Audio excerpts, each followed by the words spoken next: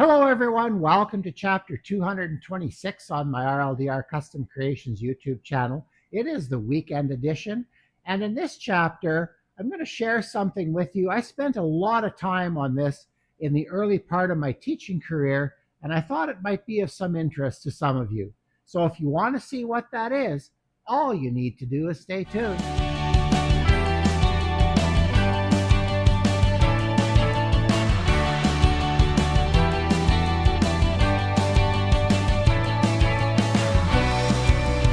Well, the fact that I'm standing by my lathe is probably a dead giveaway to at least which branch of woodworking we're going to be talking about today. Yes, we're back on the lathe. Uh, when I started my teaching career, I ended up being in a school shop, and it was amazing for me that I got to spend my whole career in that one shop. That was amazing. It allowed me to plan and to do things on a scale that wouldn't have been possible if I'd have been moved from school to school every 4 or 5 years. And it allowed me to tackle some things that normally maybe I wouldn't have bothered. Some of them were good, and some of them probably a waste of my time. And I'm going to talk about one of maybe the latter ones, but you can decide whether it was a waste of time or not. But when I started teaching at the school that I spent my whole career at, they had three lathes in the shop. And yeah, they weren't great lathes. There was a Rockwell Delta. It was a little bit bigger with a Reeves drive, so mechanical variable speed. The other two were Rockwell Beavers, and the sickly one of the bunch even had a dead center on the tailstock end. Yeah, you haven't lived till you've had to keep a dead center going with students. But hey, we used a candle, we waxed the end, and if you didn't get enough wax on it, you heard about it a little later. It squealed like crazy. But anyway, turning was a bit of a thing at the school that I started in, even before I got there, which was great. So I knew nothing about turning when I started there. And I turned a little bit when I was in high school, but not anywhere near good enough to teach it. My experience wasn't that. So basically, I tried to learn everything I could about teaching turning. First year, I taught it really badly. I look back and I just shake my head. That was terrible.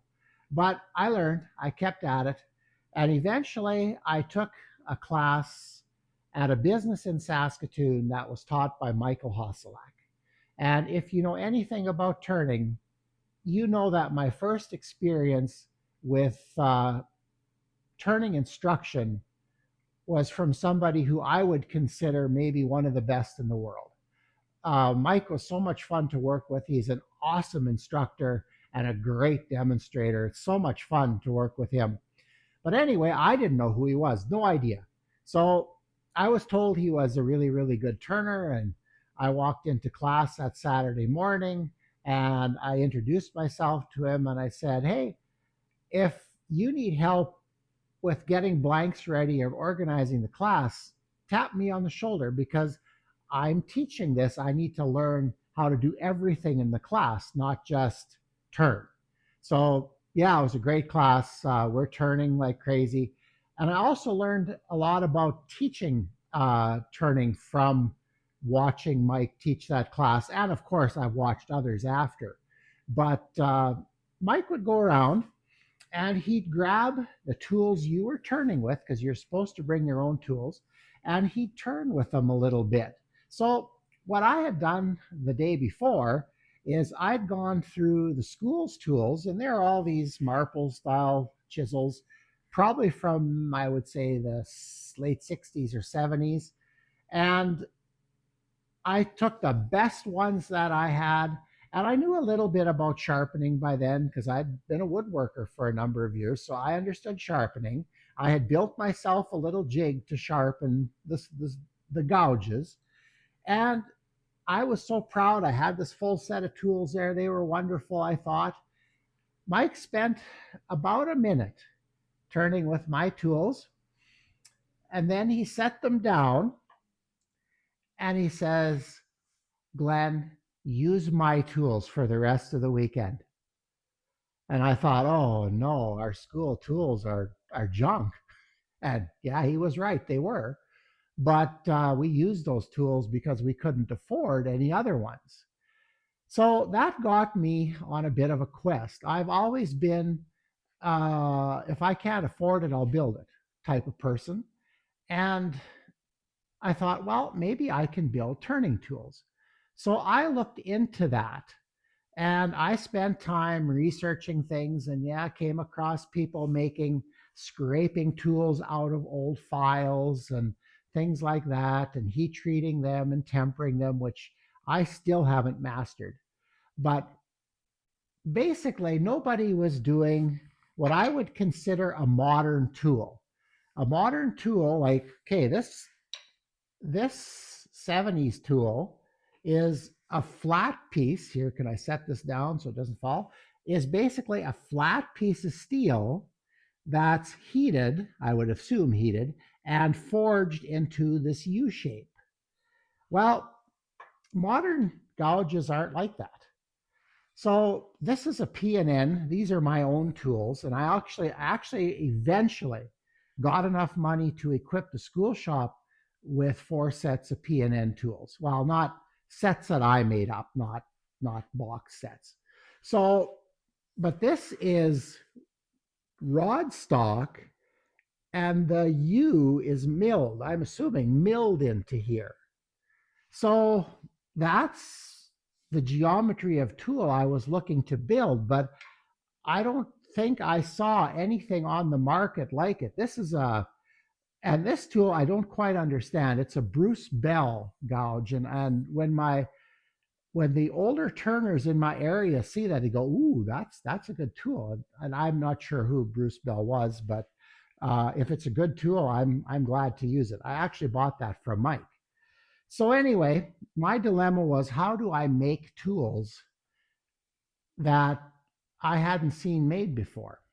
So I started experimenting. And I might have to bring everybody in a little closer to see this. You know what? That's what I'm going to do. I'm going to bring you in a little bit closer, and you can start to see what I've been doing or what I did do.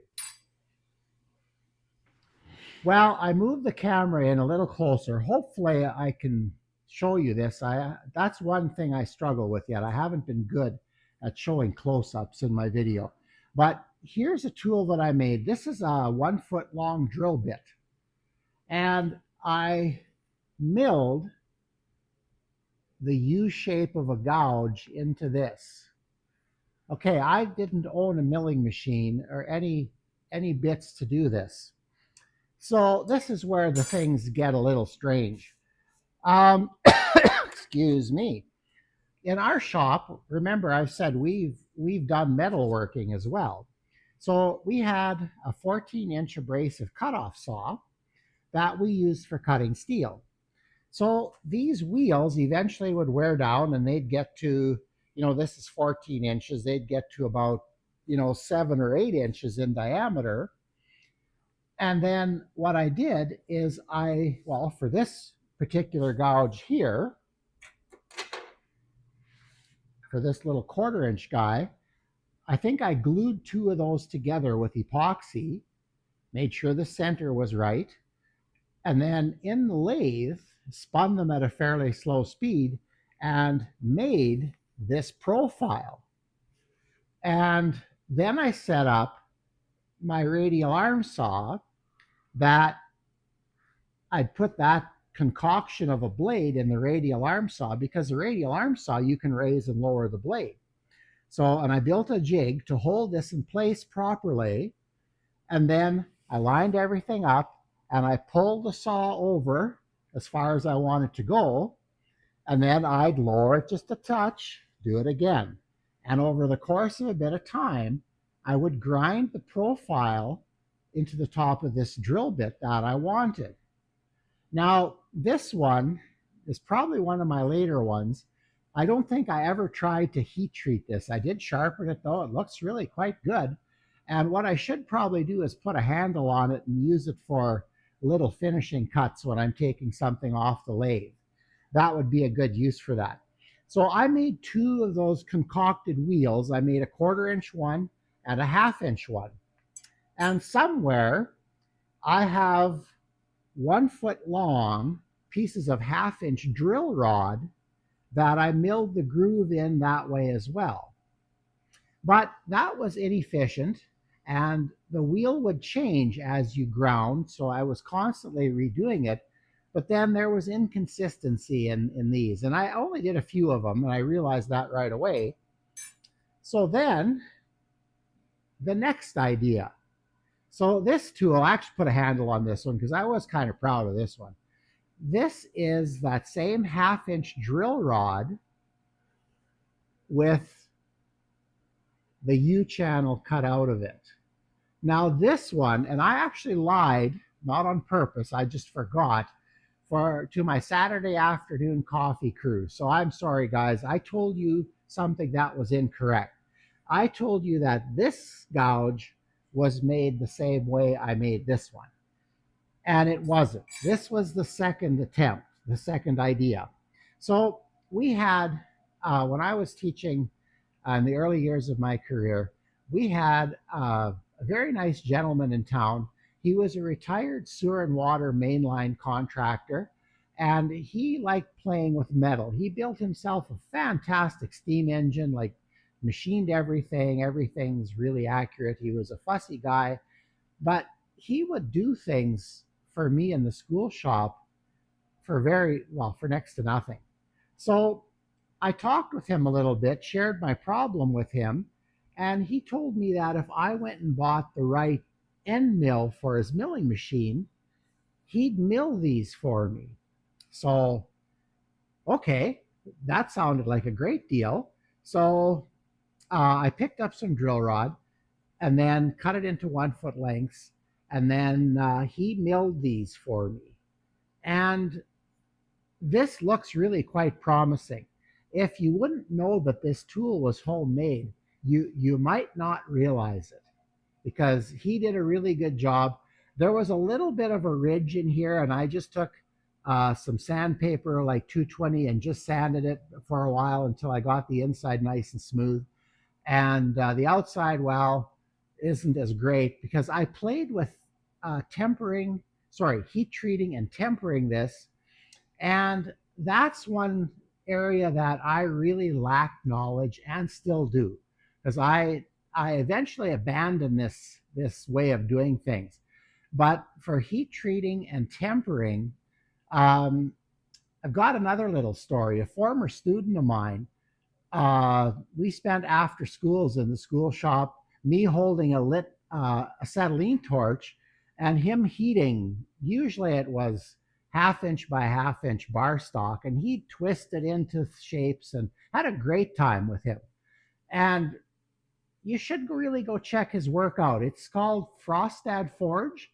I'll post his name on screen so you don't have to listen to this over and over. Who knows, it might help the algorithm. But he's gone on, took some real training as a blacksmith, and now he's working as a blacksmith. So that's really cool. But anyway, I never really caught on to doing that properly. I attempted it on this one, but it's not great.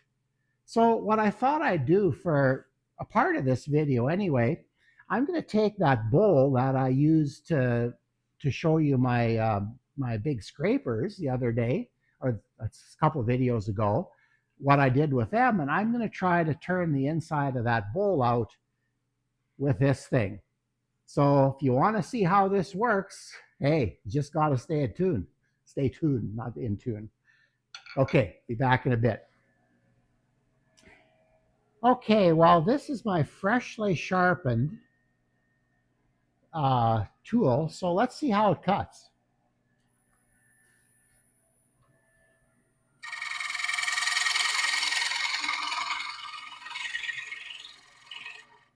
It cuts really good.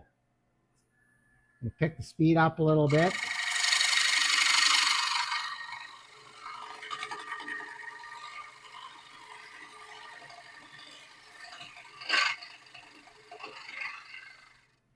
it has trouble with the heavier cuts.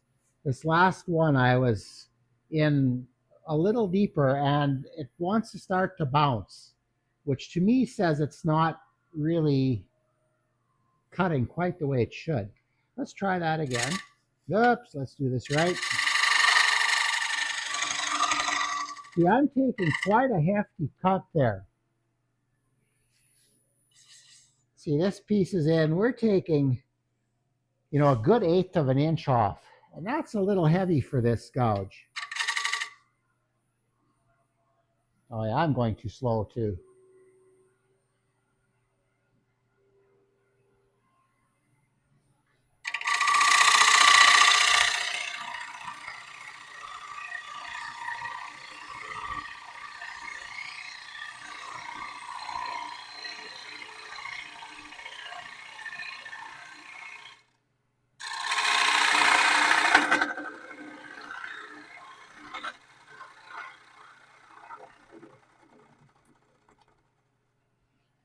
But it's sure, nice shavings coming off. I think the geometry is largely correct. And if I'm saying things that really aren't true, please correct them down in the comments. But it's actually cutting better than I remember it. So who knows? Maybe these things need to sit on your shelf and age for 25 years before they cut well. Okay, let's try a little bit more. Make one or two more cuts.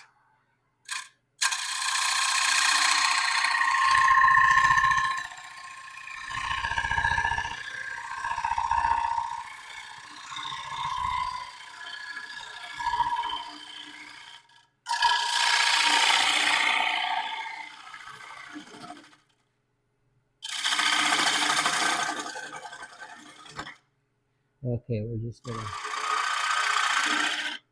come back out.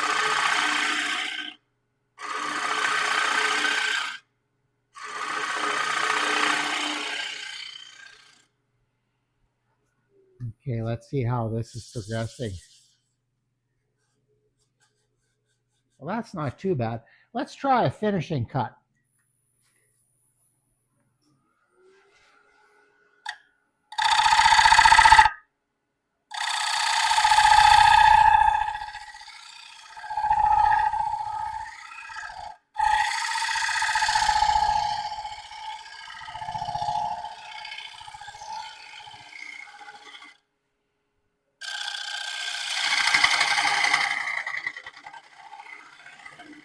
I don't want to go any deeper.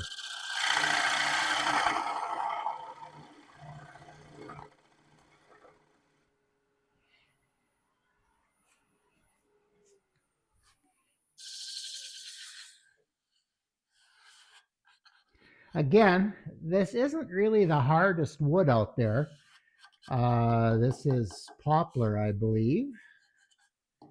But the cut, excuse me, the cut quality is almost better. Well, certainly better than I expected. Like I say, I haven't worked with this tool for 25 years at least.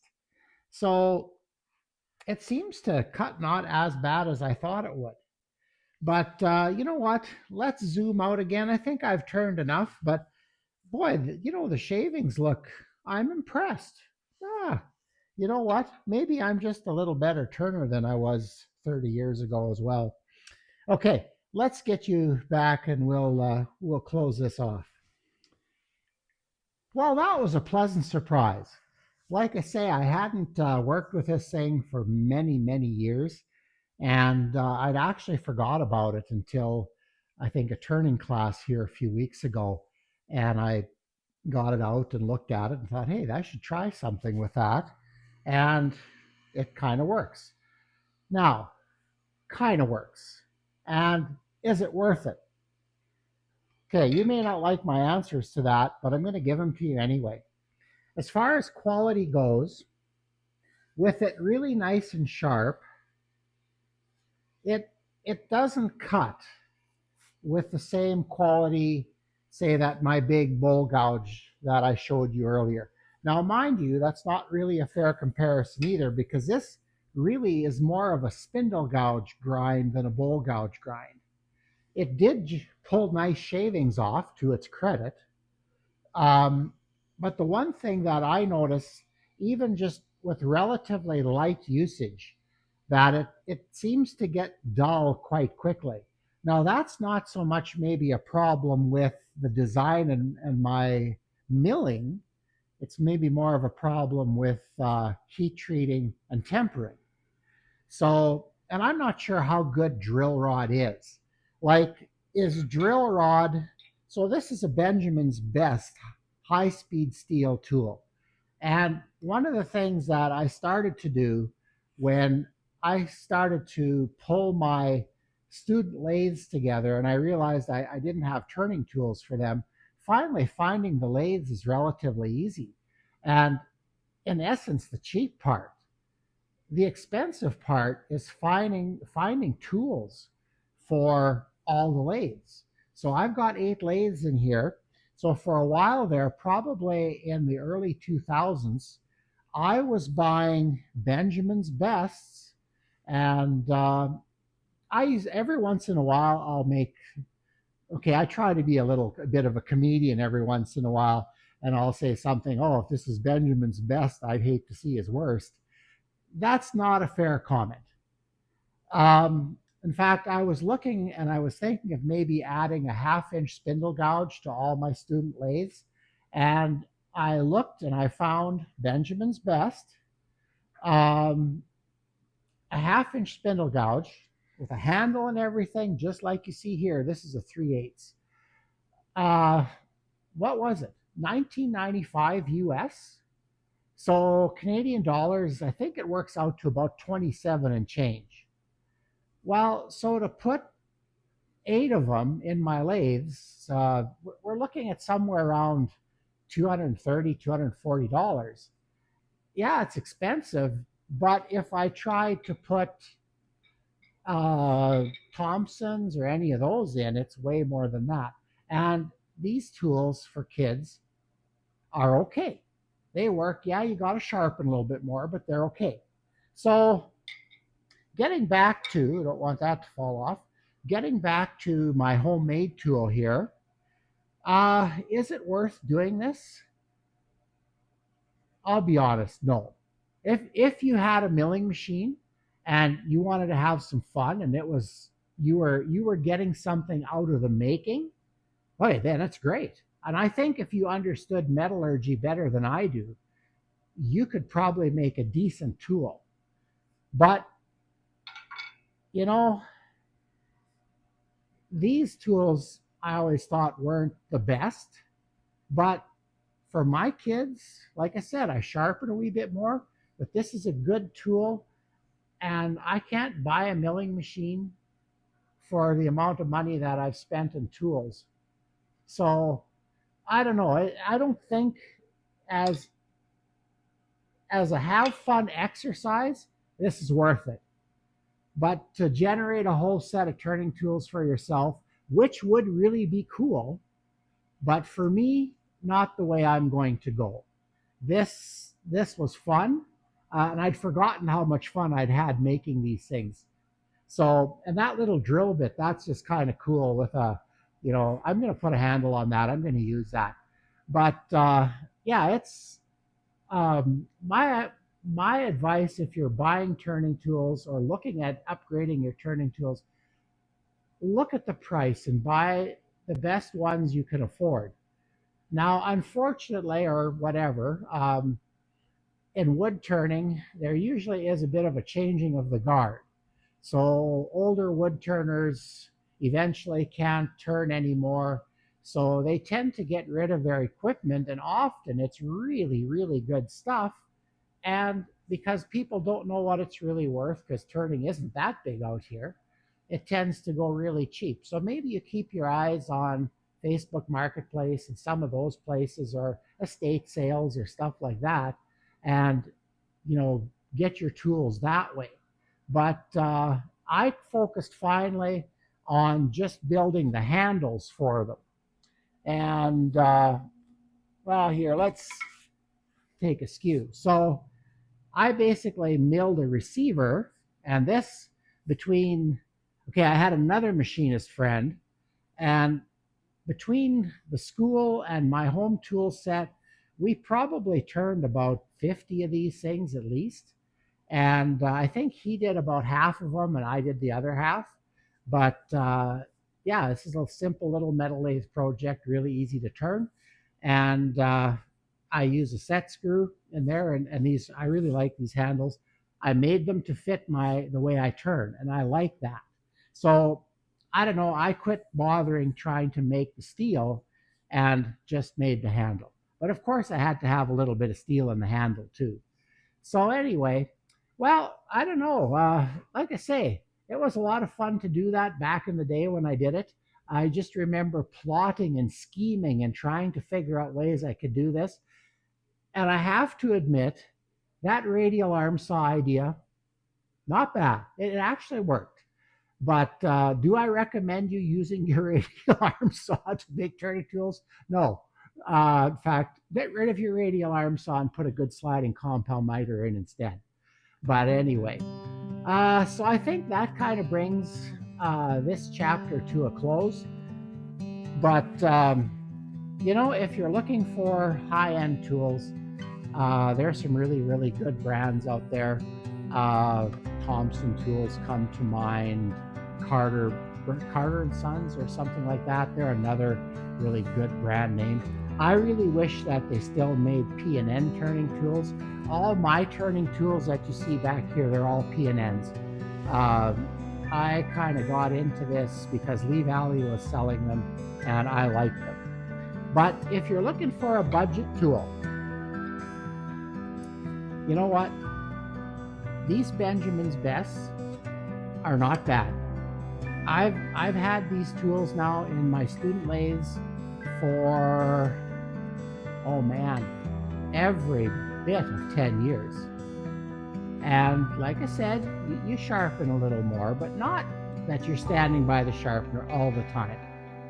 These are pretty, for the price, they're pretty decent. So anyway, I hope that's helped you a little bit. Getting starting and turning doesn't have to be super expensive. There are cheaper ways of doing it if you're willing to use a little lower quality tools or use tools, or you're creative and you can make things work on your own. That's all good. So with that in mind, that brings the weekend edition to a close. Please remember to like, share, and subscribe. And got a busy week next week, not this weekend, but next weekend. We're hosting a burl class out here, and you can't see it, but I've got a big pile of burl around the tailstock end of my lathe that we're going to cut up and turn, and that should be a lot of fun. So anyway, with that in mind, we'll probably see you in the middle of next week with the weekly edition. So have a wonderful weekend, and we'll see you next week.